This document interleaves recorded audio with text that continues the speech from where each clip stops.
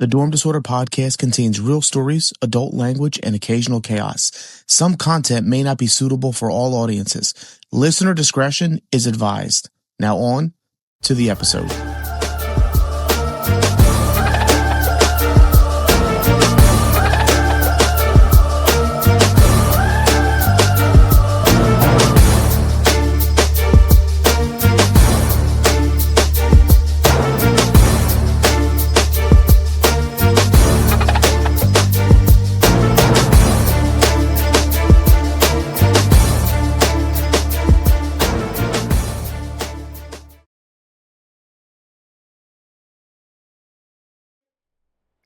Hey, everybody. Welcome to another week of the Dorm Disorder podcast.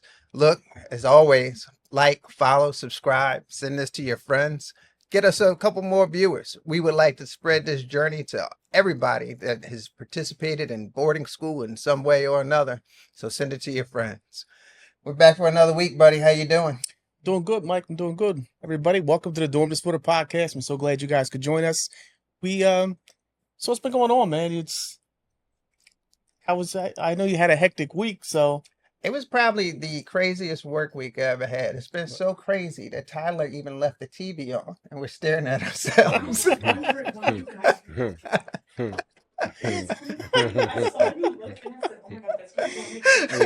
had to just say it because it was going to get crazy. A little distracting, yeah. Nice little edit point right there. Yeah, Hey, yeah. just leave it in. Why not?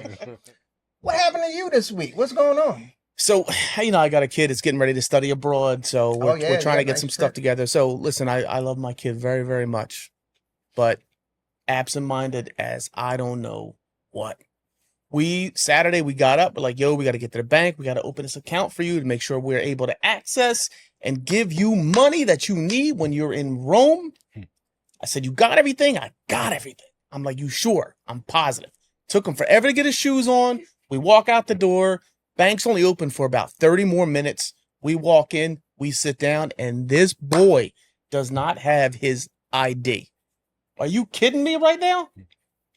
Oh my God. See, this is why you should have spent some more time in the Army. Because you need to have a layout. You put down everything in front of Dad that you need, and then you take it, you put it in your pocket, and if you touch it, I break that hand again. That's what you got to do. Yo, the lady was like, we just need your state ID. His face was like,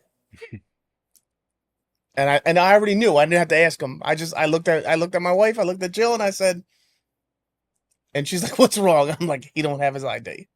And the bank teller looked at him. "You don't have your ID." "Don't have my ID." So guess what? We didn't get him an account. He's got to go back on Monday. I'm gonna break the fourth wall here for a second. Jill, who is this child take after, you or his father? Neither one of us. There you go, folks. Neither parent is taking claim to this child's absent-mindedness. It happens sometimes. You look at a kid, you're like, well, where does that trait come from? And you got to go back a couple generations. It's probably grandma, grandpa, It happens like that sometimes, man. Absolutely. But that was my weekend in a nutshell. Well, we've got a great guest scheduled for everybody the next two episodes. Please allow me to introduce from the class of 1968. 1968. Yeah. Say Ron what now? DeChristoforo. Thank you so much for joining us and welcome to the show. Well, you guys are great for the invitation. I've been tracking your other podcasts. They're fun, lively, sneak in a few funny things and also some smart things. So it's good to be here. Appreciate it. We do what we can, but thank you so much for that. That was a wonderful compliment. I appreciate that. But thank you for joining us. My pleasure. Well, we start every episode off with just talking about how it is that you came to Girard College.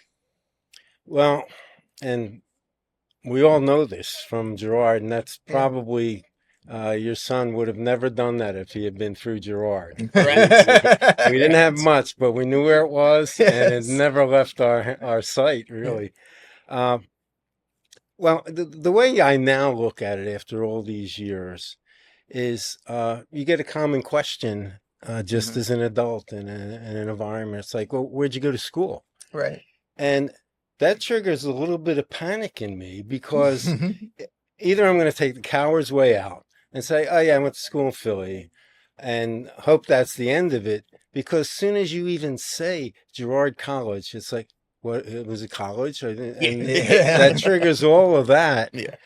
But even once you're past that, it's a long story. Yeah. And you don't know where to begin. But for us, we begin at the beginning. Right. And it's always that that first day seems to have just impenetrable resonance. In fact, I've heard that on your podcast. The first day, day one, keeps coming up. Yep. And why wouldn't it?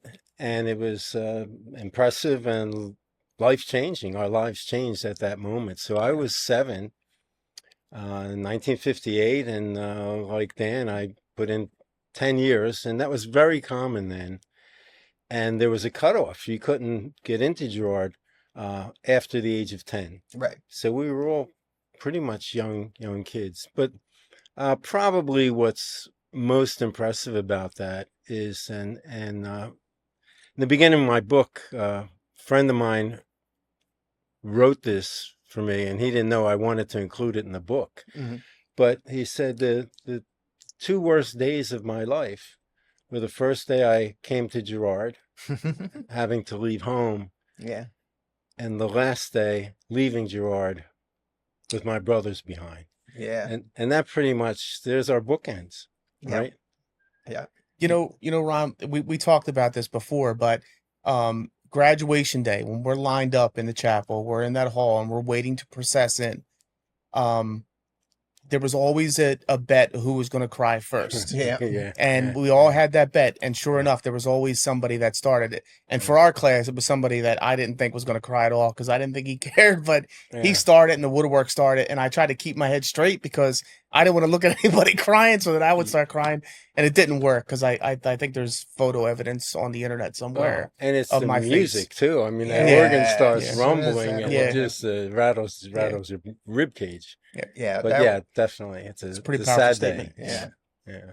Yeah, I still remember my graduation day. I was somehow I'm one of the tallest people in my class, and I was like 5th from the back. And when that organ hit, and you just start seeing that procession happen in front of you, Yeah. and then the tears as they go back, each Yeah, person, the yeah. tears coming out. Yeah. Again, people that you never thought was going to be crying, the Yeah. toughest The people tough in the guys. world. Yep. Yep. Yep. Yeah. Always waterworks, the streams was yeah, flowing. yeah. And Yeah. I think I got cleaned up just Mm. before I stepped out because I had this whole Macho Man Randy Savage thing I had to do Okay. down the aisle. Yeah. So,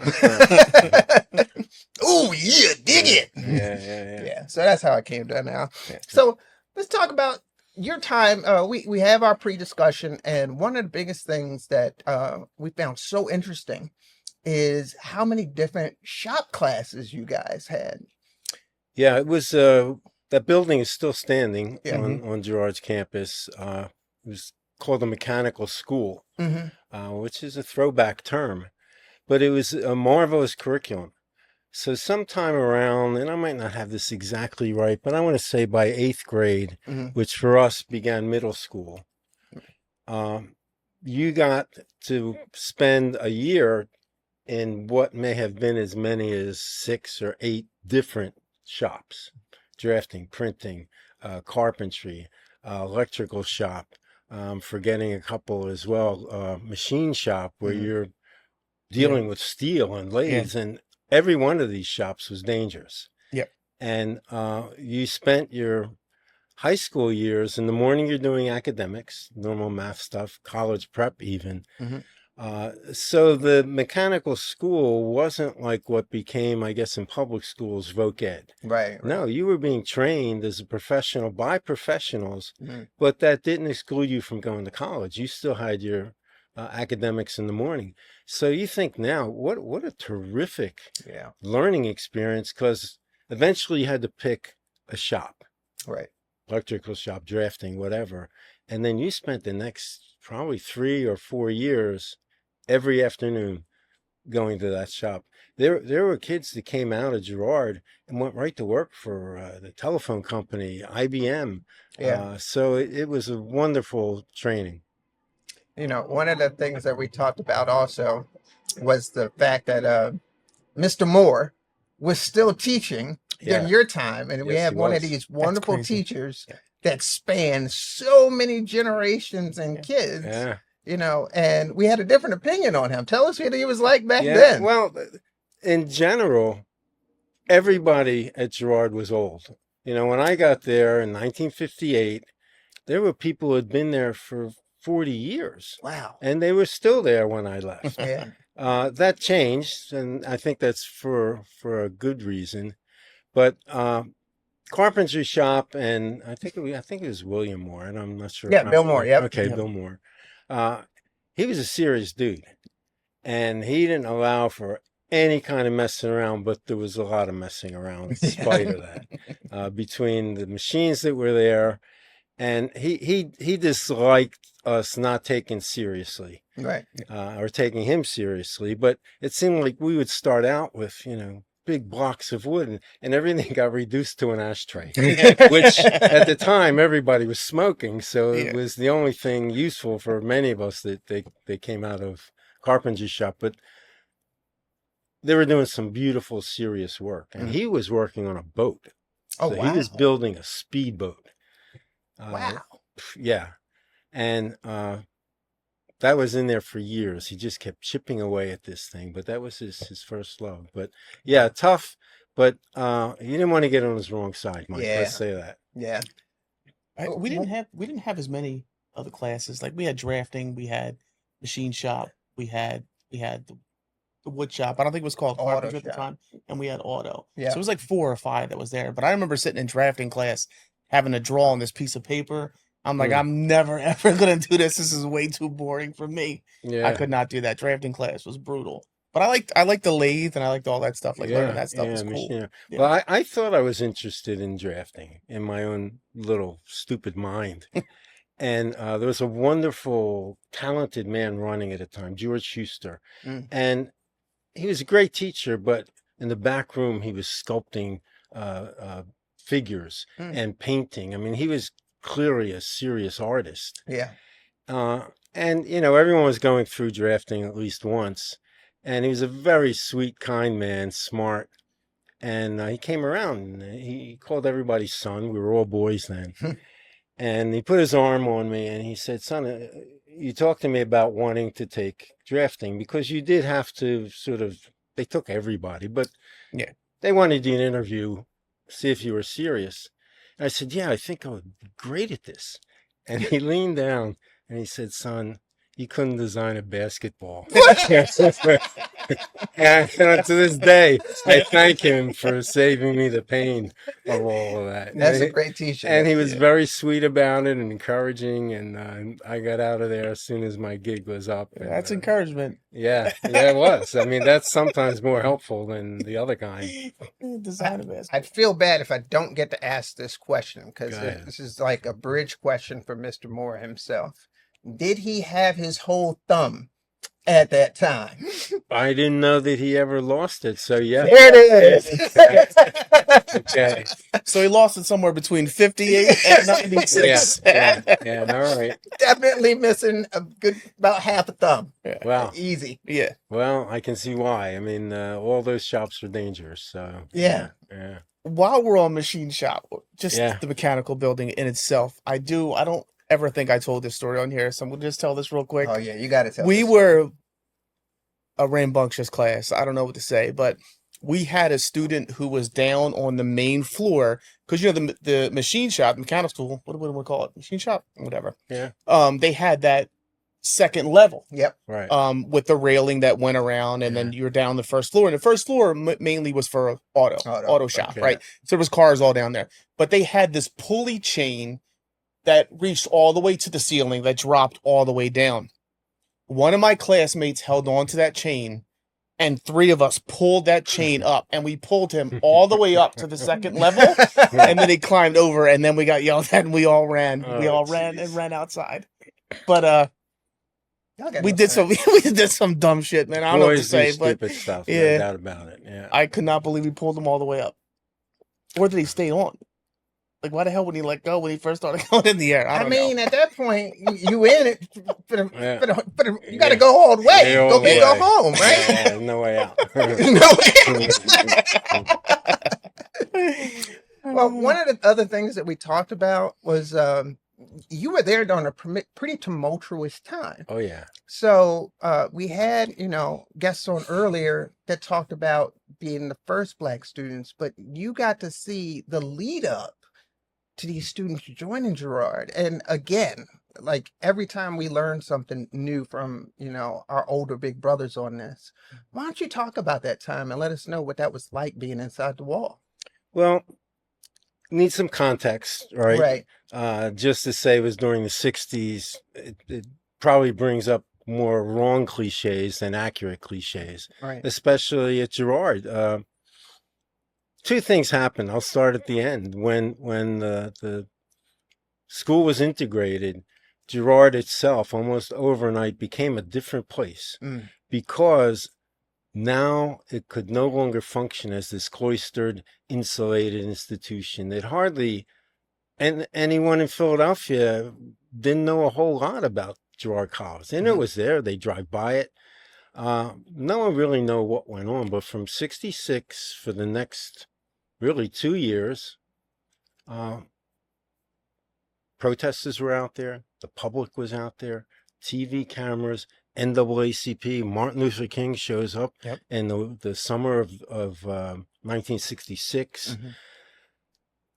Put that in the context of cities are burning, Vietnam conflict, kids are being shot on campuses in college. It's a remarkably tumultuous time in your words, but also we're teenagers. So we're able to sort of block all that off and find your path to what? Go downtown, hang out, chase girls, all the things that a teenager needs to do. Right. On top of, we had our teen life at Girard, but it was, it changed everything because it was right there. You couldn't walk out the gates. And there were anywhere between several hundred to several thousand protesters. Wow. Starting early in the morning, went till late at night. Sound truck is out there. And amazingly, we were able, as kids can do, we were able to just incorporate that into our normal lives. And we'd walk by it, 5 times a day between dining hall, high school. So it was a remarkable period for probably 2 or 3 reasons. One was that the world came to us. Right. Wow. And we sort of, now there had been official lawsuits to integrate Girard College from 1954 was the first lawsuit. So we're talking over a decade, but the NAACP never let up. Good for them. I mean, they knew it's going to take time, but we'll get there. So just 2 minutes of important background. 1964, the Civil Rights Act gets signed. Right. And that had almost everything to do with schools in the South, but, not so fast. We had plenty of segregation in the North. No one really wanted to point that out. Right. But the NAACP saw we have to have some kind of linchpin event in the North because they knew the clubs were keeping Jews out, blacks out, any kind of immigrants were not allowed into certain places, bars, schools, certainly. So they wisely realized they already had this in their legal cases. We've been trying to win this case for, at that point, 10 years. The civil rights law passed, and they said, we're going to Girard College. So that's why it was chosen as really an important site. And they knew success was coming, even though who breaks somebody's will? How can you do that? What makes that possible? And what makes it possible is you can't do illegal things, whether it's in your will or not. So it was a tremendous triumph. Well, prepping for the Reverend Owen and Ned episode and your episode, one of the things I found pretty terrible from the school standpoint is that Girard changed who was on their board. Like they set an independent board to block the initial court decision to desegregate the school. They hired 12 new people and put them on the board to block that. And I found that to be very interesting. On the school's part, it wasn't necessarily about the will, I don't think, But just wondering if you ever read that or heard that, because I think it was 64 or 66. They had already made the decision to desegregate the school. Then Girard brings this independent board in, these 12 members of the board of trustees, and they blocked it for another 2-3 years. I think. Well, it was a last ditch effort. It was desperation. Mhm. And this was a sort of a combination of City Hall. I'll be nice and won't call them hacks, but they were finding their way into a very wealthy estate, because that's what the board is about. Yeah. Those people are making every financial decision And here they are. affecting Girard College. Yep. So it's not a sort of white tablecloth affair. These guys are deep into it. And this was an effort to stand up, and they actually said publicly in one of the newspapers at the time that we'll close the school before we'll let blacks in.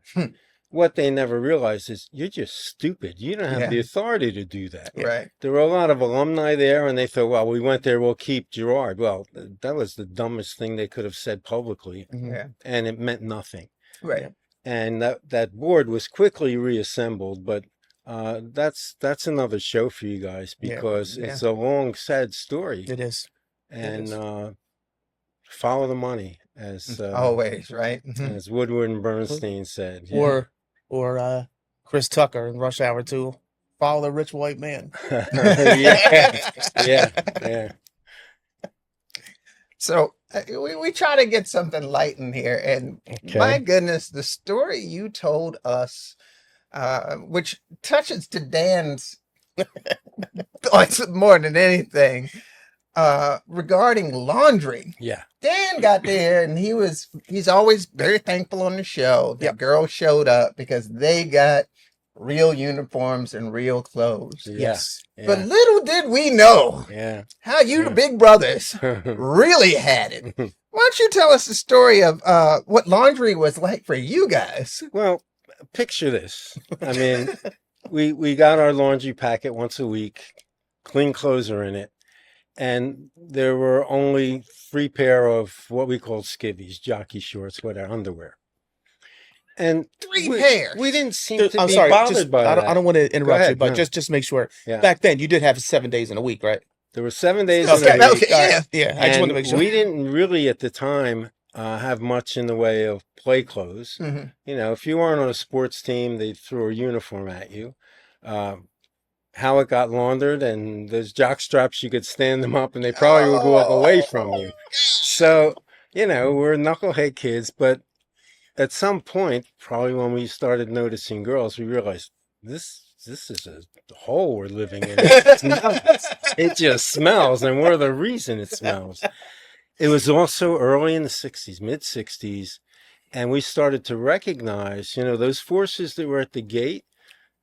We started to realize there's some power in taking on things that maybe not just affect your life, maybe others, which is what those good people were doing. Right. But our main political concern had to do with underwear. And I absolutely co-sign this political concern, because the story I had was I got no underwear. But please continue. You got 3 more than Mike got. 3 more than me. Well, you made it through. That's the important part. So it was a political action that we realized we had to do this with students that were sort of halfway respected. And we got an appointment to see the president. And we had these large, they were probably 4 feet tall, these big laundry baskets that you lined up, threw your dirty laundry in, you got checked off. So it was a lot of thieving of dirty clothes. Which is another episode, because you wanted to show up and get the fresh bundle. But we took one of these big barrels into Dr. Carl Friedman was president of the college the whole time I was there. He had a 10-year tenure. And we're having this discussion, and we did have one rowdy kid with us, Stephen Thomas, so I give all the credit for this. So we're explaining to him, we can't live with 3 pair of underwear. You know, we're playing sports, we're running around. It's just hard. And I asked him, so how many pair of underwear do you wear a week? And then he was a grumbler. Yeah, could never look anybody in the eye. So he let that go. And then Stephen got up and he grabbed this large tub of dirty underwear and just dumped it right on his office. And that ended the meeting. It ended the conversation. But it wasn't long before we got 4 pair of underwear, which was major victory. Progress comes in But steps. we from that stupid little episode, we realized, hey, there are important things to do. We've got to stop physical punishment. Yeah. Why are we training in the battalion? This is ridiculous. People are dying in Vietnam War. If people want to go in the Army, fine, we need them, but we shouldn't be training kids that are. We started early, I think probably at the age of 12. Wow. For many kids, it was beneficial. For most of us, we were getting a sense that like war's not a good thing, man. People Right. die, and Yeah. so that was the tenor of all of that. And we were proud that we ended physical punishment. We started a student court, so the Wow. faculty member had an issue with a kid, they couldn't whack them, they couldn't do anything except sign it up, bring them to court, and probably dorm disorder was not yet invented as a violation. But then we had a staff of students and a faculty rep who meted out punishment. Well, you'd clean stuff up or fix things or whatever. So that was major, and it stuck. That is crazy to me how such an important, proctor system you guys built and a student court.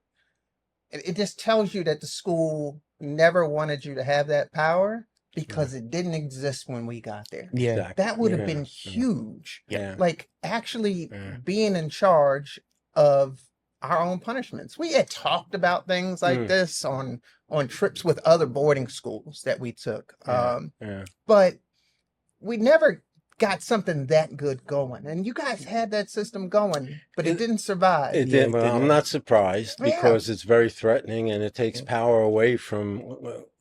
I always years later recognized that where's the end of authority in Girard? It was exclusive. They had all the authority, and mostly they were doing their job. I give them credit for that. But when there were abuses of authority, it was severe and frightening for many kids. So we wanted to put an end to that. And with that came this notion that older students can bully younger students. That just ended. We made sure of it. That is amazing. So Yeah. kids could certainly start to grow up there and not be afraid of older kids. It seems like easy to do. And it kind of was, but you just have to take notice of these things. It's like, no. Were your names in the 3 pair of underwear? Like, was your name like in the back of it? They came, if I remember it's right, they came banded with a name and a number. We had student numbers then. I don't know if that Okay. continued. Yeah. No, it just our names. No, Because we had numbers. Did we? We had bin numbers on our Okay. underwear. It had your first initial, last name, and your bin That number. sounds right. I just Yeah. remember Knittel. So we didn't have a tube. We had a large in junior school. We had a big giant like Santa like sack that was Okay. in Yep. front of the room, and Okay. every night you had to throw your dirty clothes in there. Okay. And as as boys, sometimes we would dig through the laundry bags and Yeah. find people who didn't clean themselves right, and then Yeah. we would lay the Yeah. underwear on the floor with their name facing up. Oh, Yeah. It caused a lot of fights. Yeah. A lot of fights. Yeah, it is. That's a high tax to pay. If you didn't wipe your ass good, you Yeah. would pay a very high price if somebody yeah. found out. That geez. just is what it is. So, Shows and you you'd how see people- bored kids are too. Yeah. Know? We were bored. Yeah. But you'd see people like trying to shove their underwear all the way in the bottom, Wow, like yeah. move stuff around to get to the bottom so they couldn't find it. That's Grab cool. bag. Oh man. But no, we didn't get our own clothes back.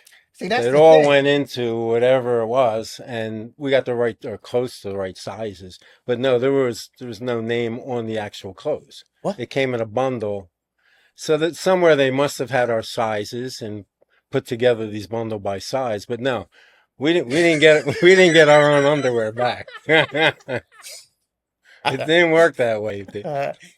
That is crazy. That's absolutely You're wearing crazy. somebody else's drawers every week. That's why my mama said that you wasn't going to wear the drawers no more because she could see that somebody else's name was on the drawers Okay. under the sticker. And my mother was like, no, Yes. no. Thank you her was for that. going with new Yeah. underwear. So my mom sent me with drawers. So I was There good. you go. My mind is blown right now. Just So, sharing the so drawers. yeah, Well, your we name couldn't was just have on the our own bundle. clothes until, I don't know. Well, you could never wear your own clothes on campus. Really? Okay. Yeah. But on the weekend, whatever you had. Okay. You know, clothes were hard to come by, too. Yeah, You know, yeah. nobody had any money. Different eras. Yeah. I was very appreciative in junior school. We talked about this last episode that we had play clothes. That they gave me a shirt to play in, some jeans, and some sneakers. So yeah, So was the we- cobbler there? We took our tie off after school. Yeah, those are our play clothes. Yeah. No, we got to go in the playground. We had to go in the locker room and change, Good. and then Yeah. go out and play. Yeah. Some of these things seem so simple and obvious, but it took a lot to get there. Yeah. And I'll tell you, the student court was gone because I got paddled for a number of Oh, years until they geez. stopped. I'm I think they stopped disappointed to paddling hear somewhere that. around 92. Nah, 90? nah. It was no paddling when I got there in 89. Oh, well, I'm telling you, I got paddled in 9th grade, maybe even You 10th. probably deserved it. You Yeah. are a special case. They dug a paddle out of the closet somewhere for Nobody this. was still getting paddled but you, buddy. Yeah. Rothfuss hit me with the he had it was like a chair leg. It was like a wooden chair Ooh, leg. that's Rothfuss, though. Yeah. Rothfuss was a different Ooh, dude. man. He was Yeah. I mean, his best friend was Charles E. Beard, who had a paddle with Texas written across it. Bro. Yeah. I mean, yeah. Yeah. That just tracks. A chair leg. Literally. Think about that. Everybody Well, out I there. think about it now. These people will probably be Oh, they'd at be in least in jail. court or jail. Yeah, they've been in jail. Yeah. It's I'm glad certain things aren't tolerated. Yeah. Striking kids with weapons is I mean, my mama with a belt is one thing, but like chair legs, paddles, Yeah. I mean, it's a bit extra. Yeah, With yeah. weapons. Thank you for listening to the Dorm Disorder Podcast. Until next time, lights out.